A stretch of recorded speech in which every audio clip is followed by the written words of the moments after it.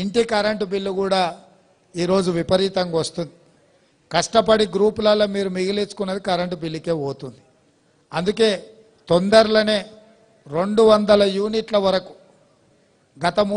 గత సంవత్సరం మీరు ఎంత విద్యుత్ వాడుకున్నారో రాబోయే సంవత్సరం ఆ స్థాయిలో మీకు ఉచితంగా ఇంటి కరెంటు బిల్లులు కట్టాల్సిన పని లేకుండా మీకు అందరు కూడా ఉచితంగా విద్యుత్ ఇవ్వాలని 200 యూనిట్ల వరకు.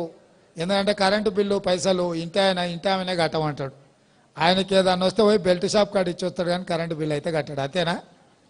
మీరు కష్టపడ్డ పైసలే కరెంటు బిల్లు కడుతున్నారు కాబట్టి అవి కూడా మీకు మిగిలేటట్టు చేసి 200 యూనిట్ల వరకు గత సంవత్సరం మీరు ఎంత విద్యుత్తు నెల వాడుకున్నారో రాబోయే సంవత్సరం అదే స్థాయిలో మీకు 200 యూనిట్ల వరకు ఉచితంగా కరెంటు బిల్లులు ఇంటి బిల్లులు కట్టాల్సిన పని లేకుండా ఇవాళ ఉచితంగా మనం కరెంటు ఇవ్వాలనే నిర్ణయం కూడా తీసుకున్నాం.